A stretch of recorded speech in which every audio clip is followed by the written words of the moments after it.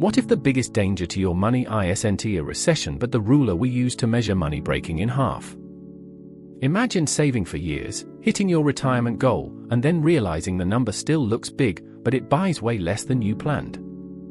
Today, I'll show you why that can happen. Over the last few years, we've watched a strange chain of events.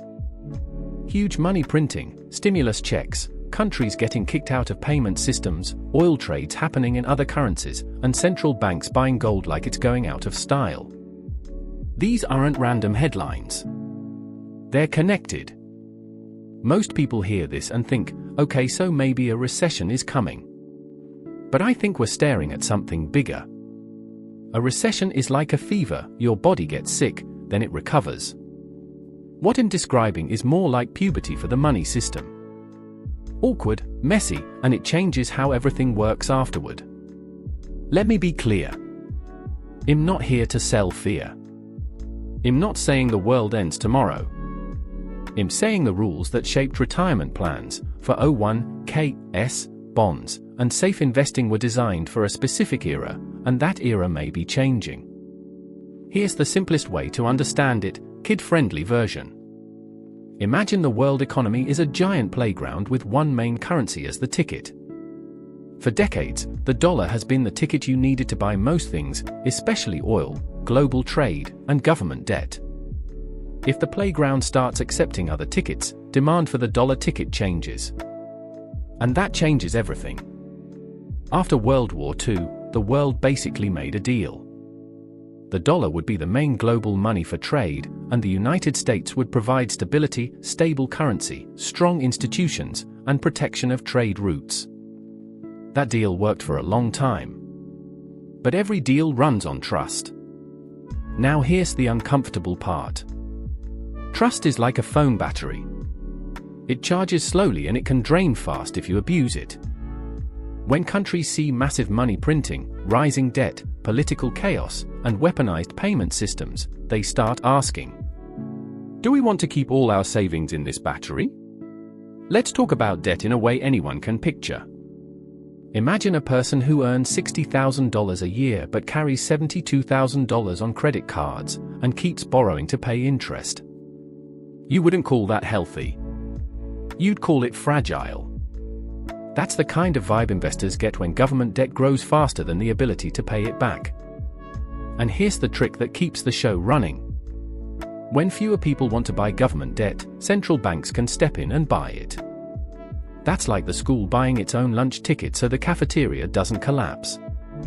It can work, but if you print too many tickets, each ticket buys less food. That's inflation, explained like you're 10. The next piece is internal stability. When a country has huge inequality, when a small group owns a lot and a big group owns almost nothing, people fight about the rules.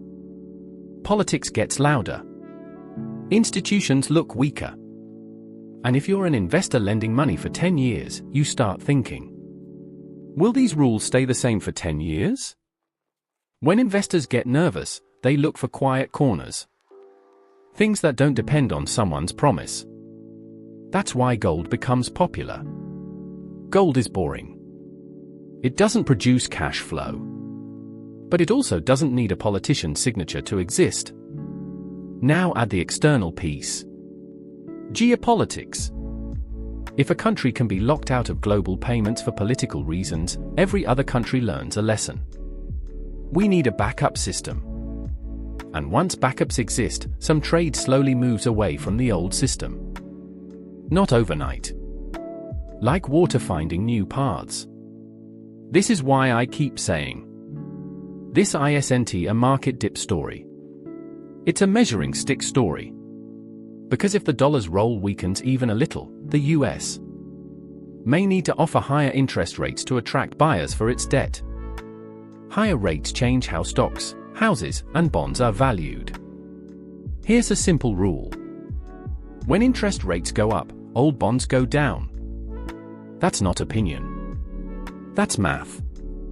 So if someone's retirement plan automatically shifts them into more bonds as they age, and rates are rising, that can be a nasty surprise. Let me introduce a character so this feels real.